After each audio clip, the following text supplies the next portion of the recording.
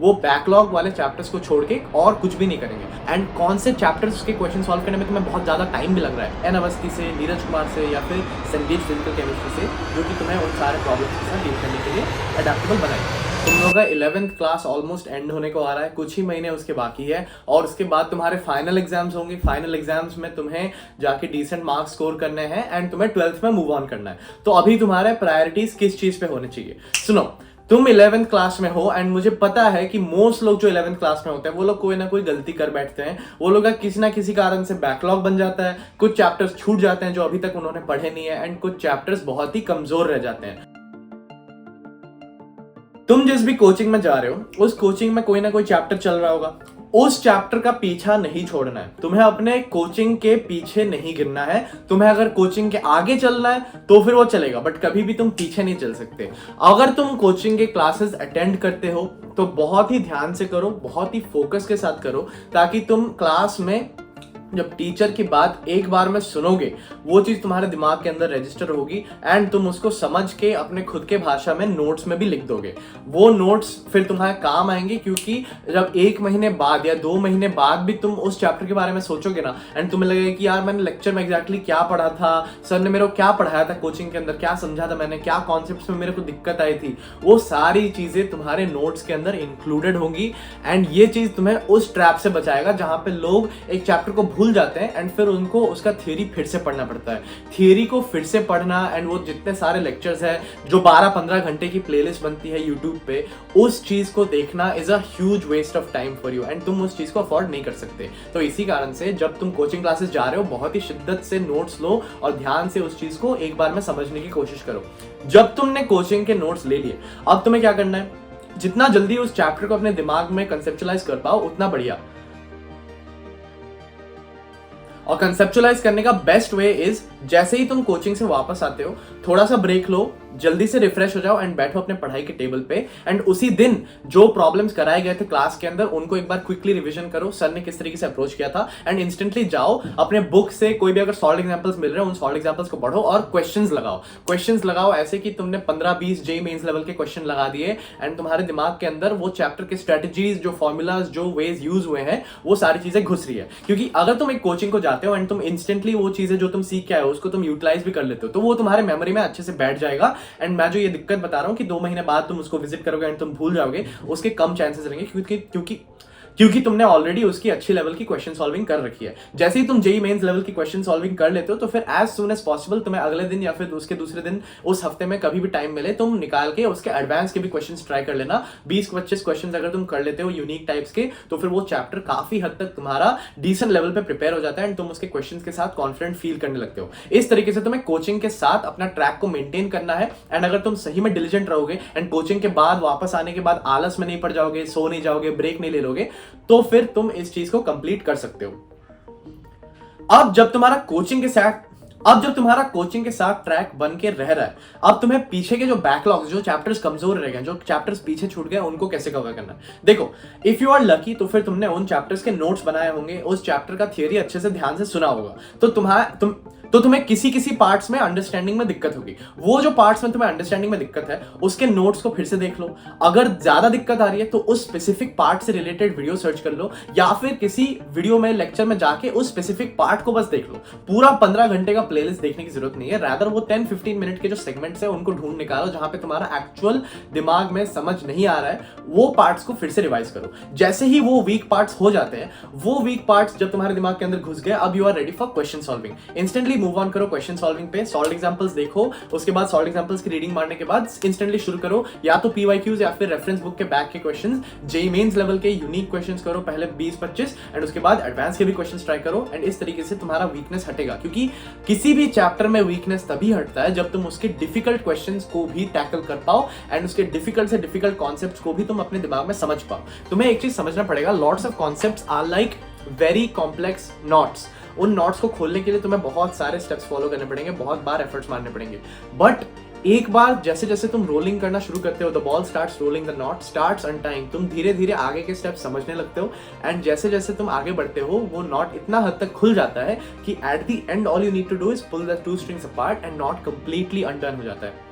बहुत सारे कॉन्सेप्ट्स ऐसे होते हैं जिसमें स्टार्टिंग में तुम्हें बहुत ज़्यादा पुश मारना पड़ता है टू अंडरस्टैंड देम, बट एक बार तुमने मेहनत कर ली, एक बार तुमने उस पर बहुत सारा एफर्ट मारा, एक बार उस कॉन्सेप्ट से रिलेटेड तुमने एक बहुत डिफिकल्ट क्वेश्चन को 5-10 मिनट का कंप्लीट प्योर फोकस टाइम और थिंकिंग देख के क्रैक कर लिया, और अगर नहीं भी क्रैक किया तो उसका सोल्यूशन देख के कंप्लीटली समझ लिया कि उसमें कौन सा चीज मिसिंग था, कौन सा कॉन्सेप्ट तुम्हारे दिमाग के अंदर मिसिंग था, ये चीज अगर तुम कर लेते हो तो फिर वो कॉन्सेप्ट तुम्हारे दिमाग के अंदर सही से बैठ जाता है एंड वो चैप्टर से रिलेटेड तुम्हारे अंदर जो वीकनेस होती है वो हट जाती है।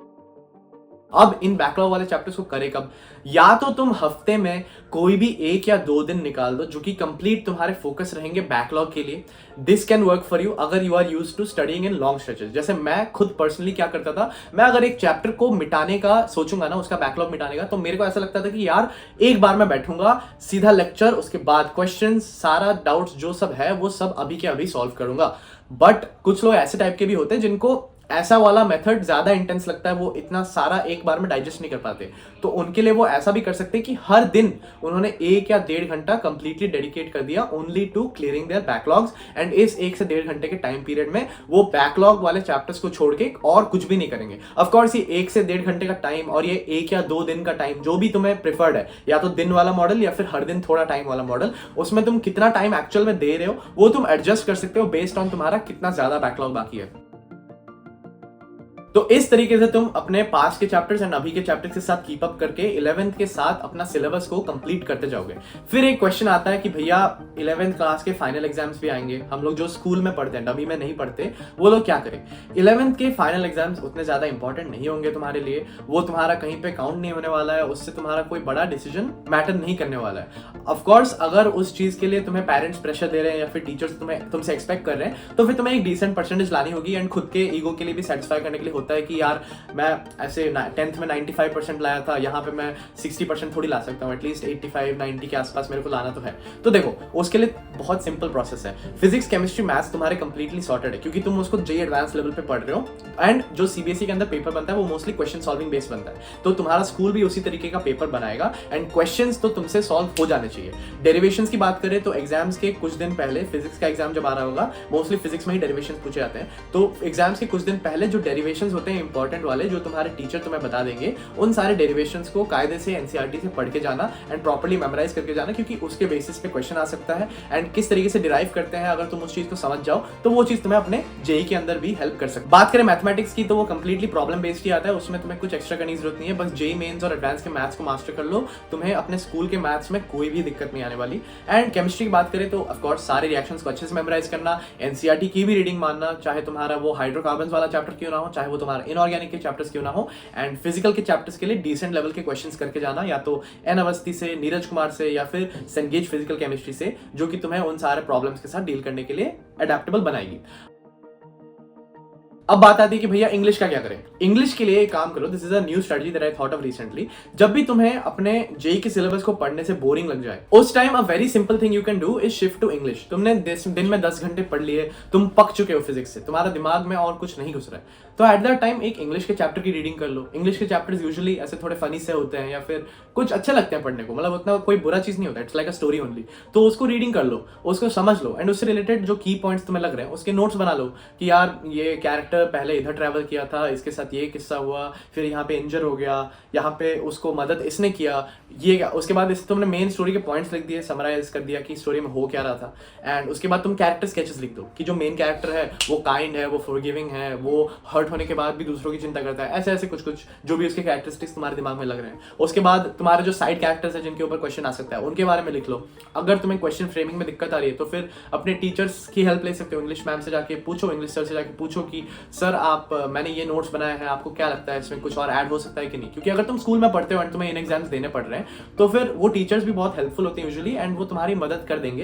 एंड अगर तुम्हें तब भी लग रहा है कि यार इंग्लिश मेरा बहुत कमजोर है, तो फिर तुम ऑल इन वन की जो किताब आती है इंग्लिश की, यूजुअली क्लास 11 के लिए तो मैं रेकमेंड नहीं करूंगा क्योंकि क्लास 11 के एग्जाम्स उतने ज्यादा मैटर नहीं करते, बट अगर तुम सही में चाहते हो कि तुम्हारा इंग्लिश बहुत अच्छा हो एंड तुम सारे टाइप के क्वेश्चंस करके जाओ, तो ऑल इन वन इंग्लिश खरीद लेना, एंड उसको फिर तुम्हारे जब फाइनल एग्जाम्स आ रहे होंगे उसके एक हफ्ता पहले लगाना शुरू कर देना, ताकि तुम्हें अलग अलग टाइप के क्वेश्चंस कैसे आ सकते हैं वो समझ आ जाए, एंड तुम अपने जो नोट्स बनाए उसके बेसिस पे आंसर फ्रेम करना तुम सीख जाओ। तो इस तरीके से तुम्हारा इंग्लिश हैंडल हो जाएगा। फिजिकल एजुकेशन मेरा 5th सब्जेक्ट था नहीं, मेरा 5th सब्जेक्ट था कंप्यूटर साइंस। कंप्यूटर साइंस अगर तुम्हारा भी है तो फिर तुम प्रोग्रामिंग बेस्ड पढ़ाई करो, एक्चुअल कंप्यूटर पे अच्छे अच्छे प्रोग्राम्स लिख के जाओ, थोड़े चैलेंजिंग जो तुम्हारे स्कूल एग्जाम में पूछ रहेंगे उससे थोड़े ऊपर लेवल के, ताकि तुम्हारे पास कॉन्फिडेंस हो कि यार कुछ भी हो जाए मैं तो ये कर लूंगा, मेरे को कोई दिक्कत नहीं आने वाली एंड मैं इसको कॉन्फिडेंटली निपटा के आ जाऊंगा। ऐसा क्या ही कोड दे देंगे जो मैंने पहले नहीं किया होगा। ऐसा ही टाइप ऑफ एटीट्यूड के साथ मैं कंप्यूटर एग्जाम लिखने जाता था एंड क्योंकि मोस्टली कोडिंग बेस्ड पेपर आता था, प्रोग्रामिंग बेस्ड पेपर आता था, इसलिए मेरा फायदा हुआ। एंड बोर्ड एग्जाम में भी मेरे को कंप्यूटर थियोरी में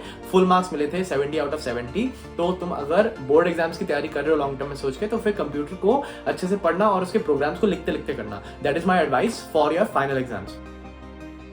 अब बात करते हैं एक और टॉपिक की जो 11th वालों के अंदर रहता है, भैया टेस्ट कैसे देने हैं। तुम अगर किसी कोचिंग वगैरह में एनरोल्ड हो तो फिर वो तुम्हें अलग अलग टेस्ट सीरीज या फिर ये कुछ टेस्ट दिलवाते होंगे हर महीने।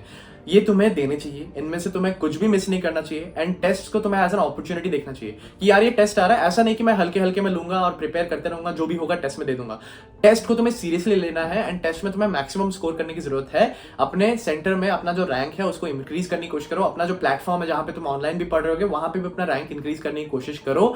What ever you are doing, do it competitively, क्योंकि test are the actual thing जो कि तुम्हें लास्ट में करना है। तुम्हें लास्ट में जे एडवांस का टेस्ट देना है। कोई आके तुम्हारी प्रिपरेशन कितने अच्छे से हुई है, कितने बुक्स तुमने पढ़े, कहां से तुमने क्वेश्चंस लगाए, दिन में तुम कितने घंटे पढ़ाई करते थे, ये कोई नहीं देखेगा। लास्ट में तुम्हारा सिर्फ और सिर्फ 3 डिजिट्स का एक मार्क्स आएगा, वो मार्क्स के बेसिस पे तुम्हारा रैंक आएगा एंड उस रैंक के बेसिस पे तुम्हारा कॉलेज डिसाइड होगा। इसी कारण से तुम अपने मार्क्स पे फोकस करो, तुम अपने रैंक पे फोकस करो जो तुम्हारे टेस्ट के अंदर आ रहे हैं एंड उनको काफी सीरियसली लो। टेस्ट के पहले जो टेस्ट में आने वाले चैप्टर्स, वो चैप्टर्स को स्ट्रॉन्ग करो। अगर उसमें से कोई वीक है तो उस पर ज्यादा काम करो, उस पर ज्यादा फोकस दो एंड टेस्ट को एज अ बैटल देखो, उसको एक्चुअली विन करने की कोशिश करो। हर टेस्ट को better than the last test बनाने की कोशिश करो, तुम्हें बहुत फायदा मिलेगा। क्लास 11 से ही अगर तुम टेस्ट को सीरियसली देना शुरू कर दोगे तो फिर तुम्हें बहुत फायदा मिलेगा when you go into class 12, क्योंकि बहुत लोग क्लास 12 में बिना टेस्ट सॉल्विंग स्ट्रेटजी, बिना किस तरीके से ऑप्टिमाइज करते हैं, बिना अपने मिस्टेक्स को जाने, ये सारी चीजों को बिना केयर किए आ जाते हैं एंड उनका 12th भी ऐसे हल्के हल्के में शुरू होता है एंड वो बहुत लाइटली लेते हैं चीजों को। जब तुम टेस्ट देते हो तब तुम्हें एक्चुअली रियलिटी पता चलती है कि तुम कितना पीछे हो एंड तुम्हें कितने आगे जाने की जरूरत पड़ सकती है। टेस्ट देने के बाद उसका अच्छे से एनालिसिस भी तुम्हें करना पड़ेगा, क्या क्या गलतियां की, कौन से चैप्टर में तुम्हारे मेन मिस्टेक्स है and what are the areas that you need to improve and कौन से चैप्टर्स के क्वेश्चन सॉल्व करने में तुम्हें बहुत ज्यादा टाइम भी लग रहा है, एक्स्ट्रा टाइम लग रहा है, वो सारी चीजें भी तुम्हें इंप्रूव करनी पड़ेगी। तुम्हारा उस चैप्टर में स्पीड तुम्हें बढ़ाना पड़ेगा। And of course the last and final point, ये तो तुम सबको ऑलरेडी पता होगा if you are a regular follower of my channel, तुम्हें जेई एडवांस की तैयारी भी करते जानी है। ऐसा नहीं है कि जेई एडवांस की तैयारी बाद में शुरू होती है, जैसे ही तुम मेंस लेवल की पढ़ाई कर रहे हो उसके साथ साथ तुम्हें एडवांस की भी करनी है। एज आई सेड, तुम अगर एक चैप्टर को कोचिंग से आके कंप्लीट करते हो, मेंस के 25 क्वेश्चन लगाते हो, तो उसके 1-2 दिन बाद एडवांस के भी 25-30 क्वेश्चन लगा लेना, क्योंकि तुम जेई एडवांस ही फाइनल एग्जाम को टारगेट करो। एंड अगर तुम जेई एडवांस की अच्छे से तैयारी कर लोगे तो जेई मेंस तुम्हें बहुत ही हलवा चीज लगेगी, बहुत ही इजीली तुम्हारा निपट जाएगा। इसलिए अपने प्रिपरेशन को हमेशा एडवांस ओरिएंटेड रखो एंड तुम जहां पे पढ़ते हो वहां पे अगर जेई एडवांस के मॉक टेस्ट होते हैं तो फिर बढ़िया बात है, उनको बहुत सीरियसली देना। एंड अगर नहीं होते हैं तो फिर कोई ना कोई एक्सटर्नल टेस्ट सीरीज, कोई ना कोई सोर्स ढूंढो जहां से तुम जेई एडवांस के मॉक टेस्ट को दे सकते हो। ऑलराइट, ये सारी एडवाइस को फॉलो करते रहो। 11th के लास्ट फ्यू मंथ्स को बहुत अच्छे से लॉक इन करके फोड़ दो, क्योंकि उससे तुम्हें बहुत अच्छा मोमेंटम मिलेगा गोइंग इनटू क्लास 12। ये वीडियो के सारे टिप्स को अच्छे से फॉलो करना।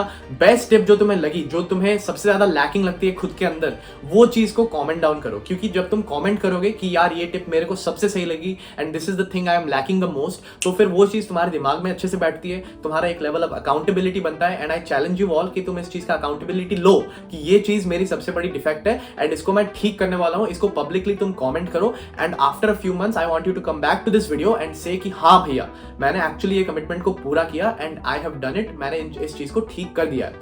अपार्ट फ्रॉम दिस, चैनल के बायो में तुम्हें मेरे टेलीग्राम चैनल का लिंक मिल जाएगा, वहां पे बहुत सारे अच्छी चीजें पोस्ट होती है एंड तुम्हें मेंटरशिप के रिलेटेड, न्यू वेबिनार्स के रिलेटेड अर्ली अपडेट्स मिलते हैं। तो वहां पे तुम जुड़ जाना हमारे साथ, तुम्हें बहुत मजा आएगा। वहां पे बढ़िया मटेरियल्स एंड क्वेश्चंस भी शेयर होते हैं। So that is it for today. I wish you all the best. Keep striving.